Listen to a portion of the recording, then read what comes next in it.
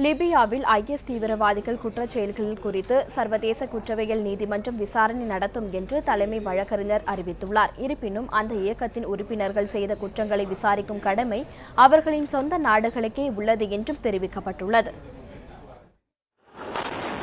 Syria மற்றும் ஈராக்கின் ஒரு சில பகுதிகளை ஒன்றிணைத்து தனி நாடு உருவாக்கும் முயற்சியில் ஐஎஸ் தீவிரவாத இயக்கம் ஈடுபட்டு வருகிறது.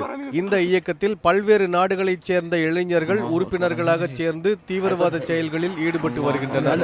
அல்லாஹு அக்பர், அல்லாஹு அக்பர், இஸ்காத் புர்ஜ் முஅல்லிமீன், அல்லாஹு அக்பர், ஹைஜோபர் திமஷ்கி.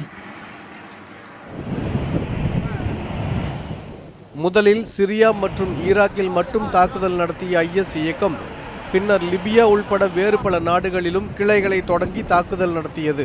லிபியாவில் ஐஎஸ் இயக்கம் நடத்தி வரும் தாக்குதல்களுக்கு எதிராக சர்வதேச குற்றவியல் நீதிமன்றம் விசாரணை நடத்தும் என்று அந்நீதிமன்ற தலைமை வழக்கறிஞர் ஃபட்டாவு பென் சவுதா தெரிவித்துள்ளார்.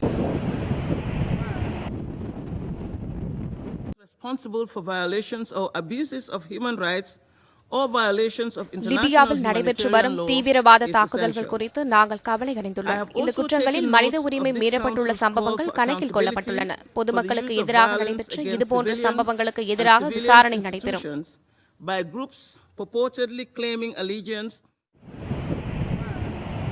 இந்த ஆண்டின் தொடக்கத்தில் லிபியாவில் இருந்த வெளிநாட்டவர்கள் மீது ஐஎஸ் தீவிரவாதிகளால் நடத்தப்பட்ட மோசமான தாக்குதல் ஒன்றில் எகிப்தைச் சேர்ந்த 21 பேர் கொலை செய்யப்பட்டனர்.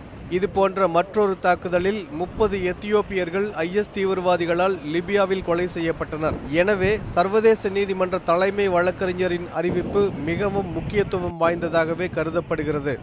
எல் துரைராஜ், உலகச் செய்தி பிரிவு, நியூஸ் 7 தமிழ்.